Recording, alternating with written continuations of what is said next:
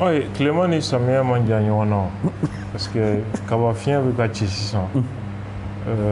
O de y'a waati ɲuman fana ye. E ko dossier k'a yira la ko barigo lankolon don. Barigo lankolon fana ka fisa ye parce que barigo lankolon bɛ mankan bɔ. Nin tɛ mankan bɔ, fɛn t'a kɔnɔ, a tɛ ɲɛ ti ɲɛ, a kolongolobaga ye, kuma t'a bɛ tɛmɛ maa min na. Ni kuma suli tɛ, ni lagosi tɛ, tɔgɔ foyi tɛ nin dossier in. Il faut d'abord voir, c'est-à-dire que sariya, yɛrɛsagokɛ tɛ sariya ye. Crime justifié yɔrɔ tɛ tribunal ye. An bɛ fanga la, an bɛ bin mɔgɔw kan k'u ka hakɛ lanɔgɔ, k'u ka maaya tiɲɛ, ka tila ka na o papier ɲini tribunal la, o k'a fɔ ko tiɲɛ don, ka mɔgɔw ka ɲɛnamaya tiɲɛ. Jamana sariya man ka kɛ o kɛcogo ye. Hɛrɛ t'o kɔrɔ, maa si ma, hali a kɛbagaw, hɛrɛ t'u ma. Sariya ye fɛn min ye, o ye sariya bɛ jateminɛli kɛ fɛn damadɔ de la. Ko kɛcogo ani mɔgɔ min b'a kɛ. Mɔgɔ sugu bɛɛ tɛ mɔgɔ minɛ o. Mɔgɔ minɛni fana kɛcogo de b'a la, o wagati de fana b'a la. N'a ma k'a kɛcogo la, sariya y'a fɔ cogo min, kiiri tɛ. A bɛ lankolonya de. Jɔn de fana taara a tigi minɛ. Est-ce que o tigi kun ka kan ka taa a baara kɛ? O fana de bɛ jateminɛ. Jɔn de y'a tigi datugu kaso la? Est-ce que o tigi y'a tigi datugubaga ye? Mɔgɔ dɔw bɛ yen, olu datugubaga tɛ mɔgɔ dɔw ye o. Nin bɛɛ de bɛ jateminɛ sariya la. D'ailleurs a tigi minɛnen bɛ mun yɛrɛ kama? N'i y'anw ka nin dossier in ta k'a lajɛ, kumasuliko dan de don. N'i b'a kuma fɔ, walahi i faso kanu b'i la, i bɛ maloya kojugu, i b'i bolo da i kunkolo de la. N'i y'a ye diɲɛ télévision baw ni radio bɛ ka a fɔ ko Mali sécurité d'État, o taara jamana cadrew de minɛ ka t'u datugu kaso la k'u tun bɛna coup d'état kɛ. Service de renseignement, autrement dit les services d'intelligence. Américains ont CIA, Central Intelligence Agency. Renseignement, le mot renseignement a bête intelligence de là. C'est pourquoi en anglais, au lieu de renseignement, on va faire intelligence. Parce que codon de dos, faire de dos, réflexion de dos, nyinini de dos, nyinini sagasagali de dos. Et jamana do kono fana a te faux service de renseignement, avec faux service d'intelligence. Parce que le mot renseignement en anglais a équivalencié intelligence de. Bon, n'a fera au service de renseignement. Jamana est CB-Douma pour agir. Qu'à moyen bebla à leur disposition pour que qu'un renseignement collecté, qu'à claque à analyser. Qu'à année qui aura une main. Au lieu que ta jamana cadre ou menani chocolat. Peuvent-vous mis sur le boulot qu'à des justissements. Ko sogo. Halo sogo yɛrɛ ma ye ɲɛna. O sogo ko de nana Moribara kɛra sogo de la ko kana n'o ye Kuluba. Kuluba caméraw kɔni bɛ yen. A na yɔrɔ kan ka ye caméra de surveillance ninnu na. Jɔn donna n'a ye o kan ka ye. A taara bila yɔrɔ jumɛn a donni o fana kan ka ye caméraw bɛ yen.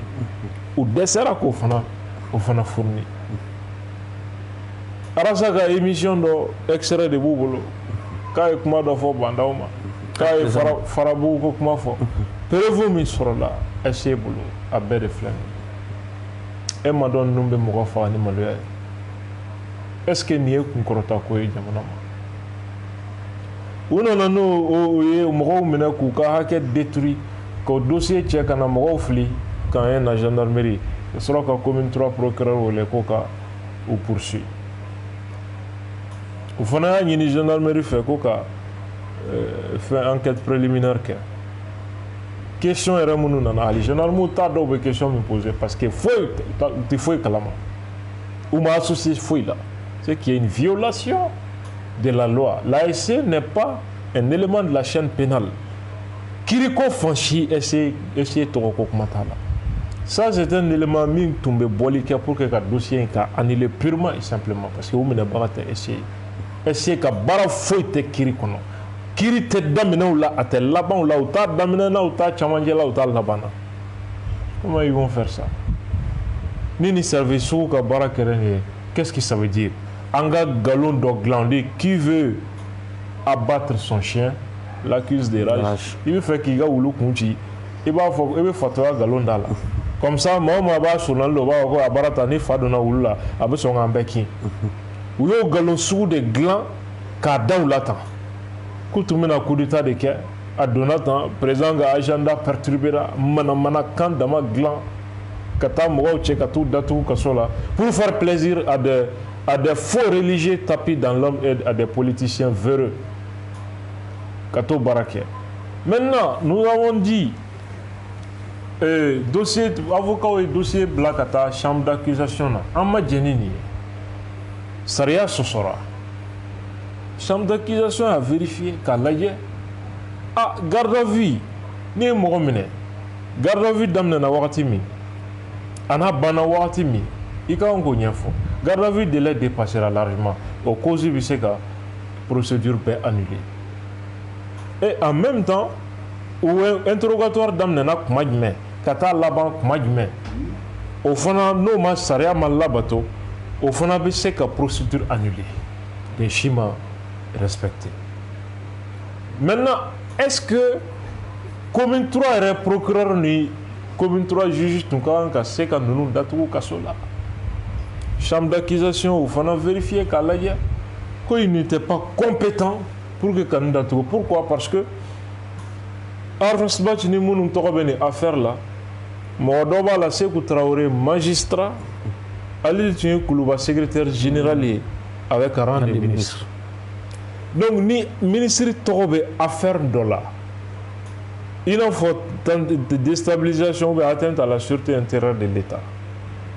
d'abord l'article 95 de la Constitution o b'a yira ministre bɛ juger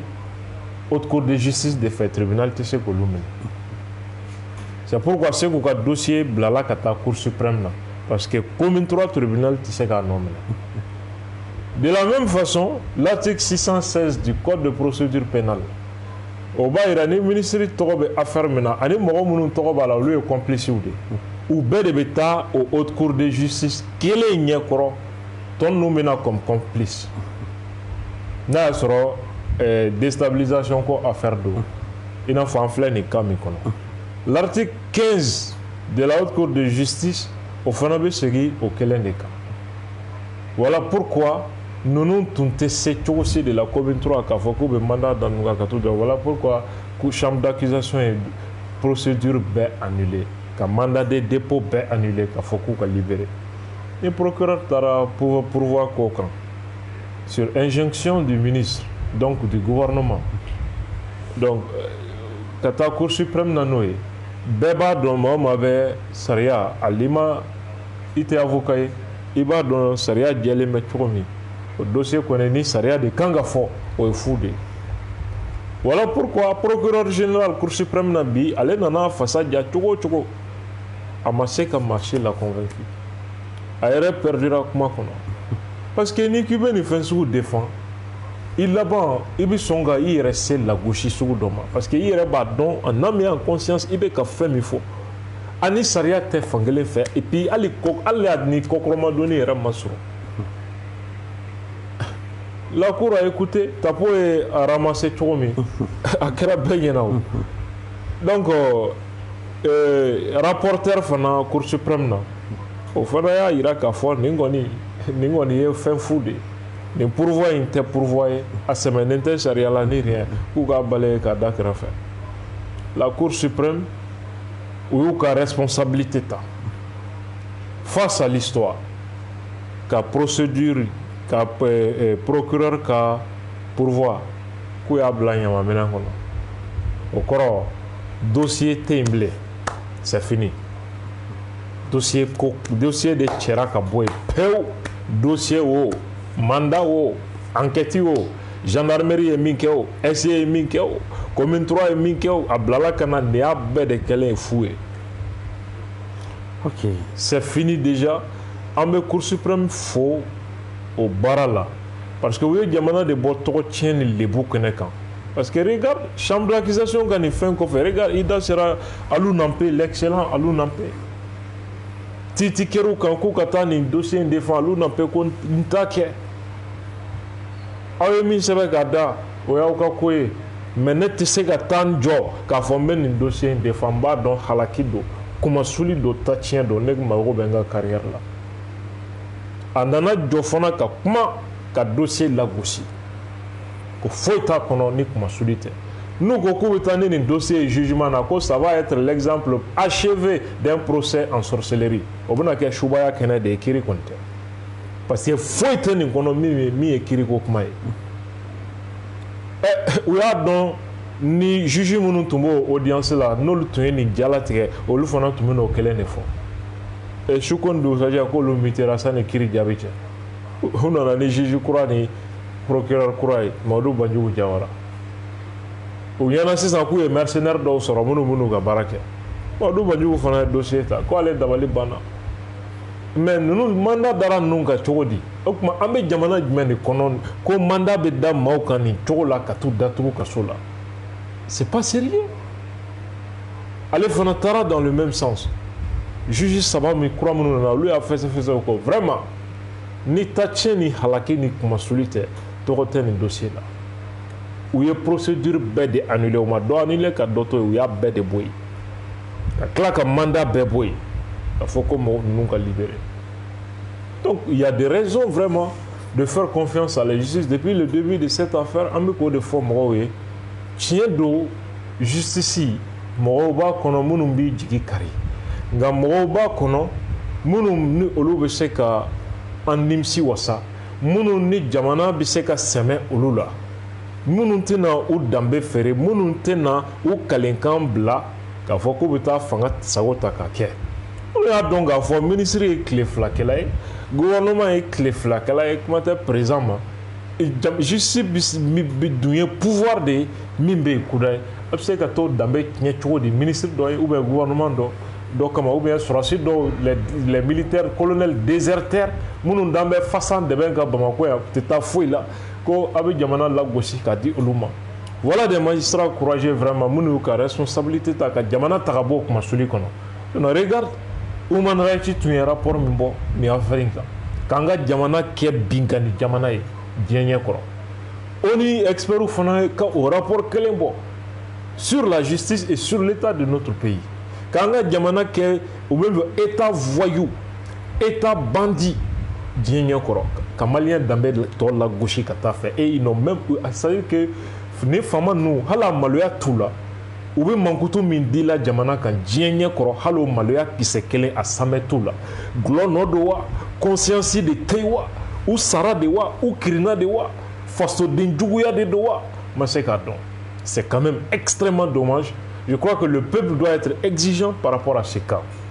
Malien man ka son ma damadɔ ka na yɛlɛ fanga la k'a fɔ k'i bi adamadenw tereke an sigilen ɲɛna k'an bɛ sigi k'a siran ko fanga bɛ se ko bɛɛ la fanga bɛ se ko bɛɛ la o ye kunun ye an bɛ diɲɛ min kɔnɔ o t'o tile jamais le malien ne doit plus jamais tolérer de tels comportements k'a fɔ k'a bɛ kɛ. Ok Abdou Niang i bɔra k'a fɔ nin ye kalo 4 ye ninnu minɛnen don dɔw ye cadre ye i bɔra k'a fɔ AGEFO directeur b'a la PMI directeur b'a la min ye trésor fana ani Pierre Gina ninnu bɛɛ b'a la bon ninnu bɛɛ bɔra u ka poste la ka kalo 4 de kɛ o datugulen don Seku Salafali a ye ko kɛra sababu ye k'ale yɛrɛ ka poste yɛrɛ tiɲɛ sabula o tilala ka bɔ secrétaire à la présidence la i y'a fɔ cogo min avec l'un des ministres a fana taara a sigi mais nin bɛɛ kɔfɛ o bilala bi est-ce que bibi na n'olu fana ko bɛ état fana attaqué tribunal la pour dommage et intérêt est-ce que bibi na hali ni a y'a sɔrɔ o man ŋaniya ta ka état yɛrɛ poursuivre est-ce que bi état man k'a lajɛ vraiment ni tɔgɔcɛ ni lagosili min kɛra pour que ka se k'u bila u ka hakɛ minɛn kɔnɔ. C'est-à-dire que n ye an kɔrɔkɛ ka kuma mɛn sécurité d'État ye torture min k'a la n'o ye ka rasa tigɛ ka bɔ il dit qu'il va porter plainte contre eux. N y'o kuma mɛn a diyara n ye kosɛbɛ c'est son droit et puis fasoden ɲumanya geste dɔ de b'a kɔnɔ il n'a pas dit a ye waati min kɛ kaso la bingani na ni kiri ye jo d'a ma bi n bɛ segin faso la ka faso kani a m'o fɔ nka ka taa se fo n kunsigi tigɛli ma o kɔrɔ kiiri nɔfɛ ko tɛ bilen o ye hasidiya ni juguya ye o ye tere juguya de ye an bɛ o tere juguya an b'o bɔ ɲɔgɔn na mais a ye jamana épargner hali n'a y'a sɔrɔ a bɛ se ka état yɛrɛ attaquer jo bɛɛ b'u bolo bi ka état attaquer nin bingani na dommage intérêt fana kan ka sara u ye parce que u tɔɲɔna kɛnɛ kan donc pour moi adamaden i mana fɛn o fɛn kɛ i b'a ye ɲɛna diinɛlaselaw b'o de fɔ faman yamal miskara zaratin khayran yara wa man yamal miskara zaratin sharan yara ɲuman kelen n'i y'a kɛ i b'a ye ɲɛna juguman kelen n'i y'a kɛ i b'a ye ɲɛna kalo 4 u ye ninnu minɛ u bɛ bolo la u y'u se bɛɛ kɛ u ka ɲɛnamaya ka se ka tiɲɛ u y'o de kɛ hali bi sɔgɔmada in na cour suprême na procureur tun bɛ barita min na procureur ye jɔn ye ministre tɛ wa ministre ye jɔn ye c'est le gouvernement donc u y'u fasa jali min kɛ hali bi fo an ka ninnu ka ɲɛnamaya tiɲɛ ala de y'u dɛsɛ maniya ɲumantigiw kama juge ɲumanw ka danbetigiya ni sariya labato kama o de y'u dɛsɛ maintenant nin ye nin kalo 4 min kɛ ka ninnu tɔɲɔ ça a servi à quoi a nafa kɛra mun a nafa kɛra mun ye u bolo nin kan ka kɛ leçon ye u bɛɛ ma comme conscience t'u la foyi samɛ t'u la foyi malo t'u la sɔrɔsi ka armée janfan ka déserter ka na da Bamako fasan dilan kan manamana ko ni manamana kan fɔ la foyi samɛ t'u la foyi ko t'u conscience déranger rien c'est quand même extrêmement dommage de voir que jamana kɔnɔ an bɛ nin tile min na de voir des officiers de l'armée tomber bas jusqu'à ce niveau et dire que gouvernement membre ka tila ka tugu o kɔ o basisi sira kan c'est ce qui me tue quoi o de ye dusukasi ni mɔnɛ ye quoi 4 mois de séquestration ça c'est nin bɛ se ka wele même prise d'otage kalo 4 bi ala ye tiɲɛ bange ala y'u bila lebo kɛnɛ kan ala y'u bila halaki kɛnɛ kan aujourd'hui u fadenw bɛɛ bɛ k'u lajɛ ka ɲɔgɔn labin u musow n'u denw bɛɛ bɛ k'u lajɛ ni filɛ cogo wɛrɛ ye bi ça servait à quoi absolument rien u ye minnu don kaso la kuran k'u b'u ka ɲɛnamaya tiɲɛ o ni kunkɔrɔta ma bɔ bi ya jama min taar'u kunbɛn bi n'a sɔrɔ u ye danbe tiɲɛ baara dɔ kɛ o jama bɛ taa jɔ k'u kunna muso joliden donna kaso la ye e ye ni mankan ye o ko la muso joliden bilala ka bɔ kaso la e ye ni ɲɔgɔn jama ye olu da la mais ni ɲɔgɔn jama ka taa ninnu da la bi n'an tɛ ɲini ka siran ka sara kana bɔ a la jama bonya kojugu e yɛrɛ forokira cogo min na bi moi je l'ai vu jama fɛ u ni kunkɔrɔta bɔra u ni bonya bɔra diɲɛ bɛɛ ɲɛ kɔrɔ ka taa bila fo u ka denbaya kɔnɔna la aujourd'hui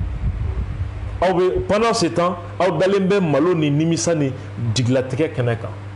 minnu y'a tɛgɛrɛ ni nafiya kɛ u nɔfɛ u tilala k'u sen fila bɛɛ kɔnɔ a b'i hakɛ to mais a fɔ cogo de ye nin ye quoi u y'u sen fila bɛɛ kɔnɔ bi aujourd'hui a tɔw k'u sigi k'u ta makɔnɔ u ye maa o maa bila baara kirikara ko min na u bɛna baara min da u kan ils vont comprendre donc n'i ko i bɛ mɔgɔninfin ka ɲɛnamaya tiɲɛ n'i dɛsɛra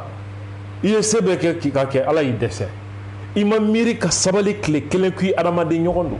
i ma miiri ka sabali tile kelen ko i ka jamanaden don i ka kan ka min ka hakɛ to mais i se bɛɛ kɛ fo ka dɛsɛ maintenant n'a ye min k'i la i y'o ɲini dɛ. ok o siratigɛ kɔnɔ yan'an ka bɔ nin babu kɔnɔ i kɔrɔkɛ bɔlen kuma tɛnkunin na a ka kuma kɛra min ye a y'a yira k'a fɔ i n'a fɔ ko ale kɔni o fɛ o y'a datugu c'est vrai o y'a sogo kɔni a farikolo datugu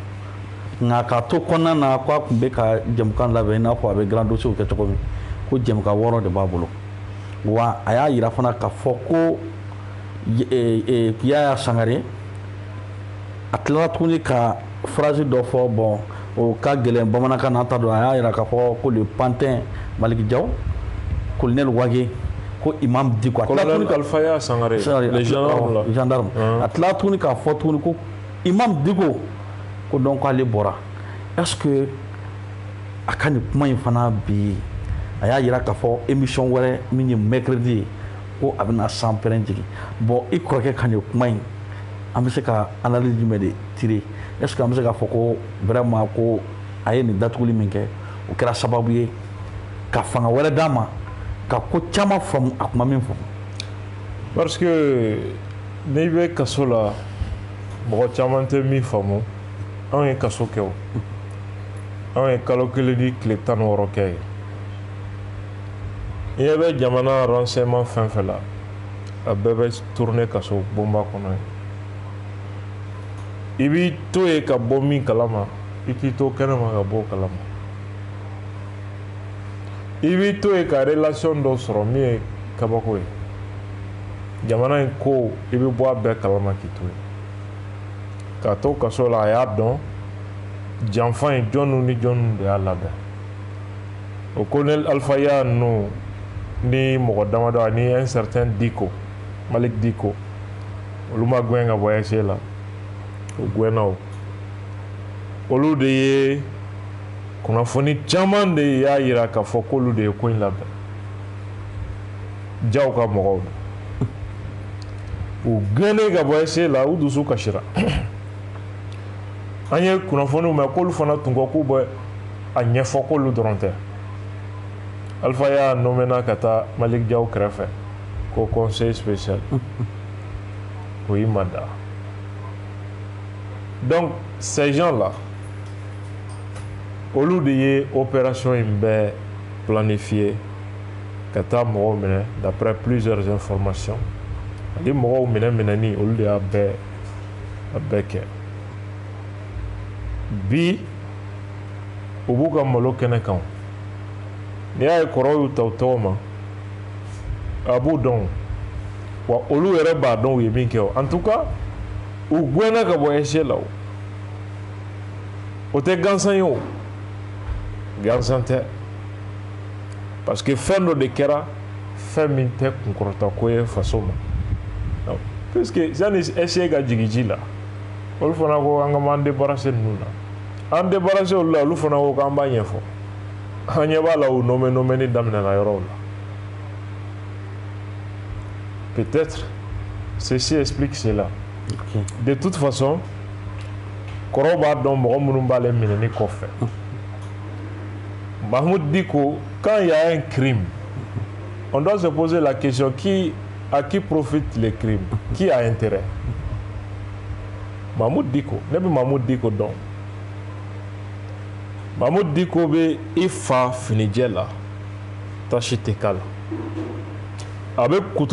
kutuba la ka Ala ni kira kale ko a ye ɲɔgɔn kanu Ala ko an ka sabali o b'a sɔrɔ i kaburu sɛnɛ b'a bolo yɔrɔ dɔ la a bɛ n'i janfa k'i bila dingɛ min kɔnɔ sabali kisɛ kelen t'a dusukun na a tɛ ɲuman miiri ka ɲɛsin maa si ma je parle en connaissance de cause k'a fɔ n b'a contre la ou bien dimi ko c'est pas ça a cogo de nin ye nin y'a ka maaya cogo de ye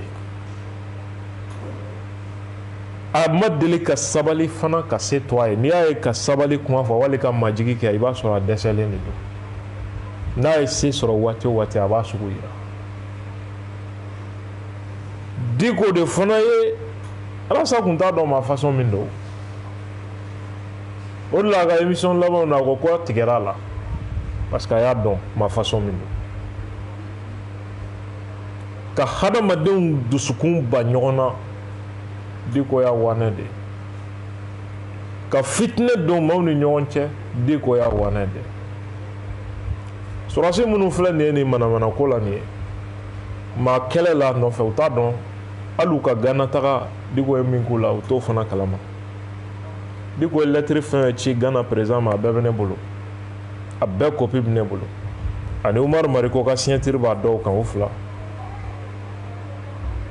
au moment où Assimi ninnu bɛ salle kɔnɔ Gana o y'a sɔrɔ Diko bɛ Gana ambassade la k'a fɔ aw kana embargo wuli fɔlɔ ka bɔ maliyɛnw kan parce que Assimi tɛ ka n ka téléphone ta n'a y'a wuli sisan an ka ko banna Diko don yɔrɔ maliyɛnw t'o kalama sɔrɔsiw fana t'o kalama minnu bɛ ka bila ka anw kɛlɛ diko kama u tɛ nin kalama j'ai pas la connaissance de cause n ka dalilu bɛ n tɛgɛ kɔnɔ yan fana ka tila ka délégation kɛ sema tɔgɔ b'a la presse tɔgɔ b'a la M5 tɔgɔ b'a la M5 mɔgɔw yɛrɛ t'a kalama ko délégation tun bɛ yen presse t'a kalama ko délégation tun bɛ yen mɔgɔ minnu ni diko tun kan ka taa Gana président fɛ yen k'u kana sɔrɔsiw lamɛn k'u ni maa si tɛ Gana président nana don min diko ma sɔn a n'a ka ɲɔgɔn ye kun min na o fana y'a damakun de ye ni M5 bɔra o kalama u bɛn'u ka kasara tɔ dɔn n tɛna n da don o si la bi o komi n ye layidu di maa caman ma n ko n tɛna n da don a kɛlɛliko kuma na n ɲɛ b'a la o kuma u bɛ k'o fana ta k'o kɛ bayɛlɛmali ye i n'a fɔ ne sirannen de don diko ɲɛ ou bien dɔw yɛrɛ ko k'a ye wari de di ne ma e ma dɔn nin ye molobaliya kuma dan ye adamaden bɛ se ka siran Ala ɲɛ ka tila ka taa nkalon sugu dɔw ta k'a da i ma ɲɔgɔn na c'est très grave donc tout ça c'est en cours n y'o de fɔ n ko y'u ta kɛ ka classe san kiri ko foyi tɛ yen mais sisan arasa ta de bɛ daminɛ o arasa ta de daminɛna sisan u bɛna dɔn fɛn min bɛ sen na ka profiter i ka micro la pour la première fois hein mɔgɔ caman tun y'a ɲini ko an ka ne ni arasa ka mercredi émission an bɛɛ bɛ kɛ émission na heure kelen ko vraiment an ka lajɛ ka solution ɲini a la an ye diɲɛ ɲini an ka télé ni radio ɲɛmɔgɔw fɛ u y'a valider ne bɛ n ta jigin ka na mardi la arasa bɛ kun minɛ ne bɛ senyanfan minɛ donc ni Ala sɔnna fa bɛ don dɔ la ɲani élection cɛ jamana in a bɛna redresser ka jeunesse bɛɛ wele min tun bɛ an nɛninaw min tun t'an nɛninaw ni si ko tɛ bɛɛ ye dɔ fɔ bɛɛ ma bɛɛ ye dɔ kɛ bɛɛ la bɛɛ ka na ɲɔgɔn retrouver nin kɛlɛ de la an bɛ min na sen an tɛ kulonkɛ la da an ka bɛ jamana ko de ma transition in bɛ ɲɛ min ma an tɛ se k'a to nin cogo la an ka jɛ an k'a latilen ɲɔgɔn fɛ an ka jɛ transition in bɛ réussir cogo min réforme minnu bɛna kɛ a bɛ kɛ Mali ka hɛrɛ kan cogo min élection min bɛna kɛ a ka kɛ élection tilenni ye ladiriya ni tilenni ye ka maliyɛnw votera mɔgɔ min ye o de ka sigi o condition ka réuni an b'o baara de la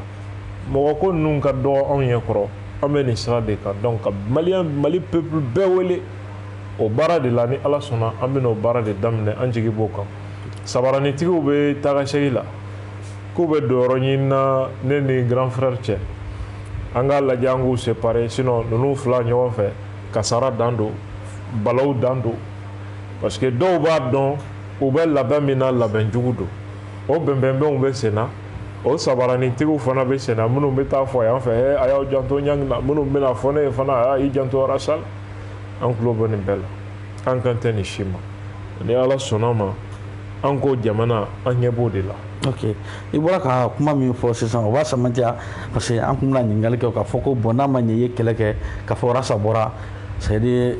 aw ka jɛ bɛna na laban komi i y'i da don a la est ce que donc an bɛ se k'a fɔ ko peut être n'Ala sɔnna don nataw la peut être an bɛ se ka rasa ni ɲangi yɛrɛ bɛɛ ye émission kelen na plateau kelen kan donc émission kɔnɔna na mais o siratigɛ kɔnɔ an bɛ taa yɔrɔ min sisan o ye directement Yamusa ka gafe kɔnɔna na mais an bɛ don ni sira min ye comme an bɛ kiriko kunda an bɛ don ni o sira ye an y'a ye a ka gafe kɔnɔ a y'a yira k'a fɔ Mali kiri bɛ ka marcher cogo min a yɛrɛ ka lase dɔ la a y'a yira k'a fɔ san 30 in kɔnɔna na ko Mali kiri tun t'a yɛrɛ bolo c'est à dire Mali kiri instrumentalisé len don donc ni e yɛrɛ ye rasa ninnu yɛrɛ ka ko ɲɛ cogo min k'a fɔ procureur ka taa ministre fɛ ministre k'a fɔ procureur ka pourvoi kɛ procureur ka kɛ alors que nin yɔrɔ ninnu nin fanga ninnu bɛɛ tilalen don a fɔra ko ninnu bɛɛ ye a damana fanga ye an b'a fɔ séparation de pouvoir mais nin ko min kɛra est ce que an bɛ se k'a fɔ séparation de pouvoir Yamusa bɛ ka min fɔ est ce que a ma a jo tɛ yɔrɔ dɔ la sabula n'a fɔra ko séparation de pouvoir c'est à dire bɛɛ ye dangane i yɛrɛ ye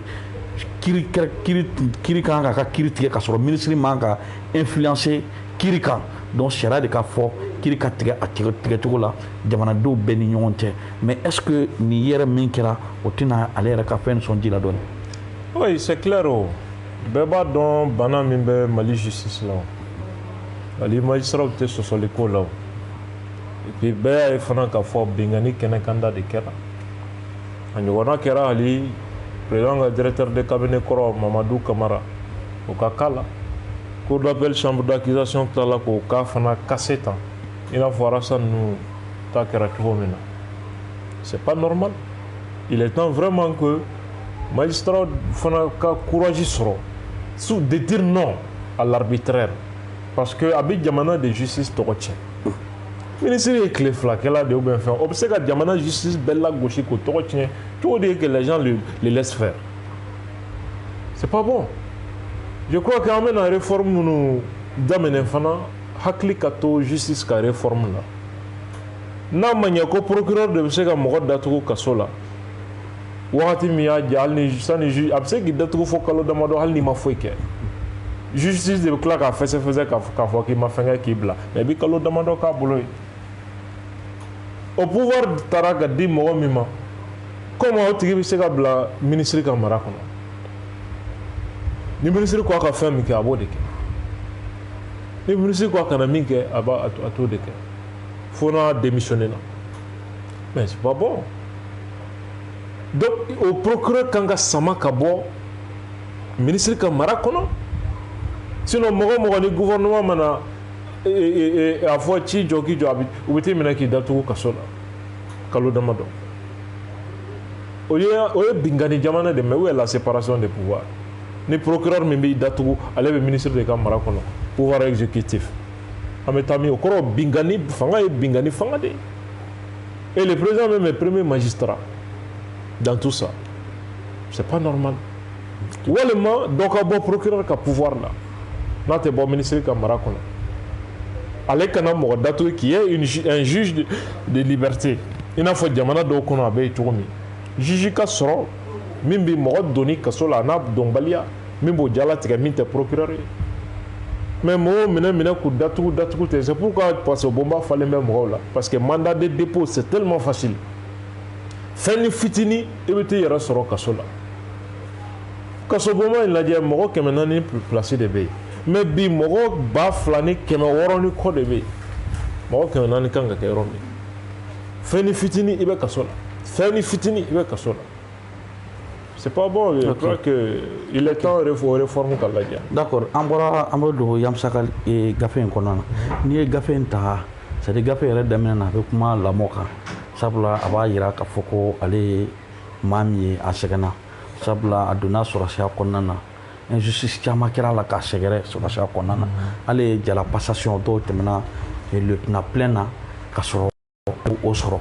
o tilala tuguni ka hakɛ dɔ segin o ma ka sɔrɔ ale ka c'est à dire a bɛ kuma o la a y'a yira k'a fɔ ko ale ye maninka min ye vraiment ale bɛ a bi sigilen bɛ kosɛbɛ a ka danbe a n'a ka hɔrɔnya na n'i ye a jateminɛ sɔrɔsi don mais sɔrɔsi min ye jalabatigi fana ye min ye ministre jɔyɔrɔ kɛ n'i ye Yamusa jate i b'a fɔ a ye poste caman fana kɛ jamana in kɔnɔ an bɛ jamana min kɔnɔ fana c'est rare de voir que surtout finitigilaka ka taa retraite la ka tila ka gafe sɛbɛn gafe min sɛbɛnfura bɛ taa fo sɛbɛnfura 320 n'i ye preambule in y'a fɔ daminɛ lamɔ i bɛ se ka mun fɔ an ye sabula e ye gafe in yɛrɛ kalan nin ko nin na e ye mun faamu a ko la. Oui, je crois que Yamusa avait retraité de l'animal. Donc, en même temps, Yamusa tronté sur acier mis livre. Colonel Hachimi Dambélé. Allez, livre bois qu'a connu, il y a un transfert définitif. Morwo Benachomi, Moussa Benachomi, on est démocratie avec moi au Lucan. Bon, donc, on m'a d'ailleurs. Comme mɔgɔ au colonel Hachimi ye et que Assimi Goïta min bɛ yen k'a tɔgɔ dalen bɛ o de la dɔw y'o kuma fɔ an ye Yamusa ka livre in ye n'i y'a ta k'a lajɛ i b'a ye k'a fɔ ale bolo a lamɔna danbe kɔnɔ maninkaya danbe ni a ladamu o t'ale permet ka kɛ jogo sugu dɔw ta ka tila ka baara kɛ jamana armée san 35 ale kan ka taa retraite la wagati min mɔgɔw ka sɔrɔ ka janfan labɛn ka nkalon da ale la ka taa datugu kaso la k'a ka hɔrɔnya ni danbe k'a bɛɛ lagosi san 7 o bɛ kaso la bingani ni sariya sɔsɔ kan donc hami min b'a la bi u y'a danbe tiɲɛni min kɛ ka maa fa nkalon da ale la ale dun b'a dɔn ale lamɔna cogo min a n'a ye baara min kɛ armée kɔnɔ k'a danbe ko ka jɛ minnu ye nin nkalon da ale la o mɔgɔw ye maa sugu jumɛnw ye mɔgɔw ka se k'u dɔn a bɛ jugeya karan bɛ tɔgɔ fɔ Bubey de ye janfan labɛn parce que ale ye kuma dɔ fɔ Faransi ministre ma MNLA ko la min ma diya ye olu fana ye Bubey comme olu ni Bubey de bɛ ɲɔgɔn bolo olu fana y'a fɔ Bubey ye u jɛra ka janfan labɛn Bubey taara don IBK kan ka Yamusa mangoya IBK fana bɔra ni Bubey cɛ u ye jugeya karan bɛ sɔrɔ ka nin ko in préparer ka bere rouge ka ko tɔgɔ ta ka da la ka journalistes sɔrɔ k'o kuma jɛnsɛn maa si ma sɔrɔ k'o nkalon walama u taara ale don kaso la fo ni san hakɛ livre in kɔnɔ kuma bɛɛ de filɛ nin mais a y'a yira k'a fɔ Bubey jalakili damadɔ b'a kan tant que Bubey m'o fɛsɛfɛsɛ maliyɛnw man kan ka sɔn hali Bubey ka kɛ candidat ye Bubey ne yɛrɛ b'a fɛ n sɔnnen don a ye mais Jamusa ye jogo minnu fɔ a la o jogo mana bange maa o maa la ko a sabatira ko tiɲɛ don i ni kaso de ka kan ni jamana dɔw don olu b'i jɔ ka mugu de ci la parce que ka jamana wɛrɛ dɛmɛ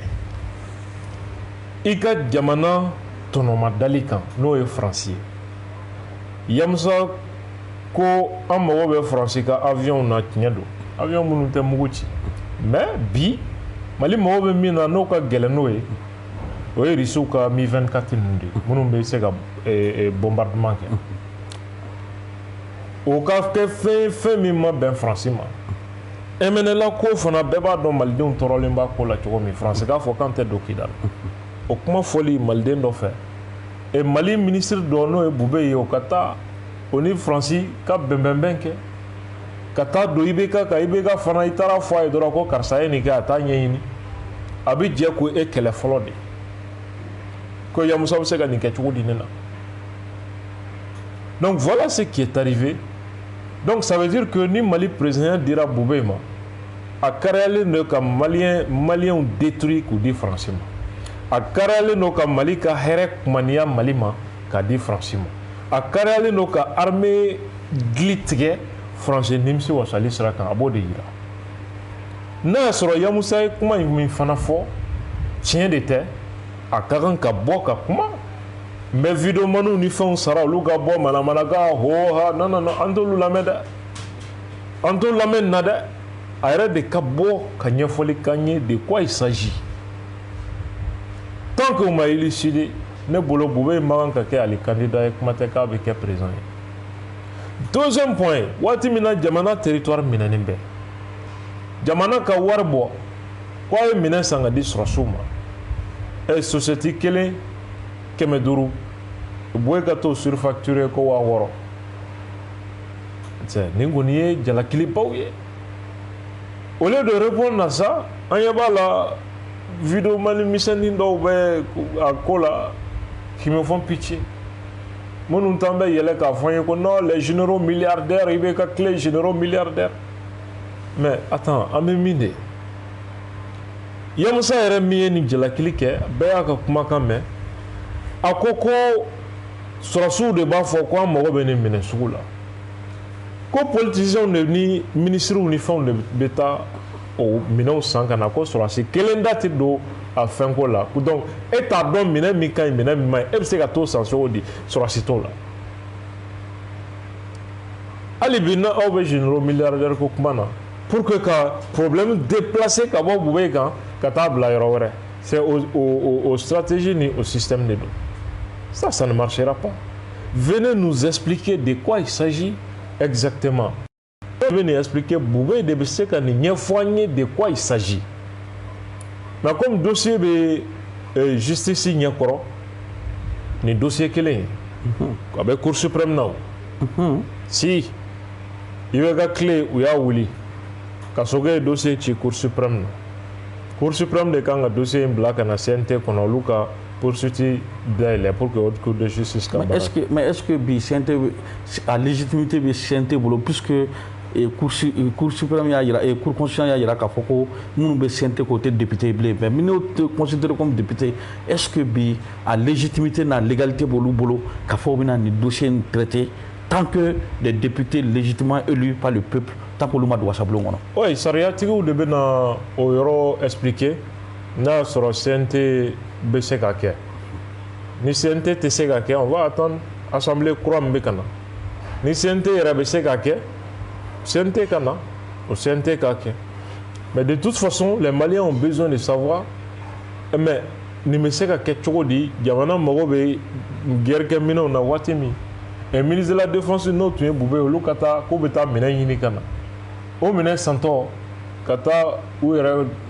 tɔ tan jamana nafolo la ani opérateurs économiques vraiment ça c'est décevant et c'est triste. An y'a ye gafe in fana kɔnɔ a bɛ an ka président kɔrɔ fana muso tɔgɔ tɛ a la min ye jɔnkuna muso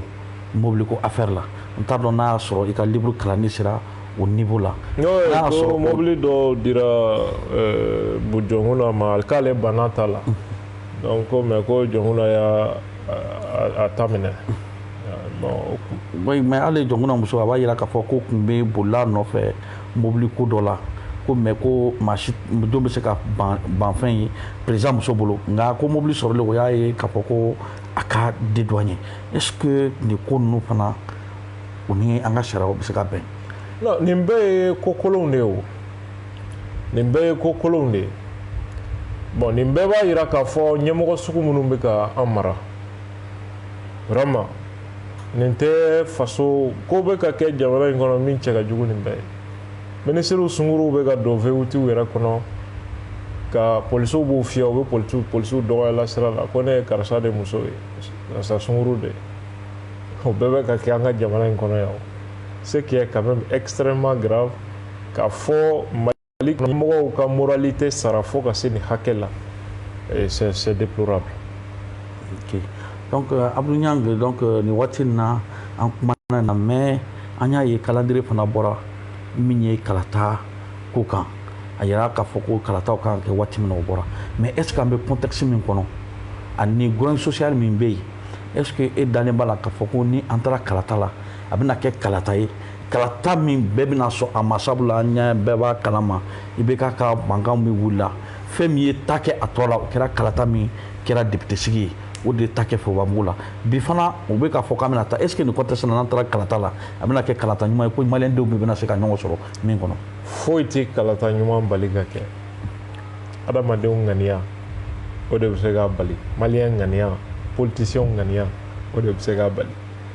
bɛɛ de b'a fɛ tant que ne hakilina ma tigɛ ko ni vote kɛra n bɛ kɛ président ye a kana kɛ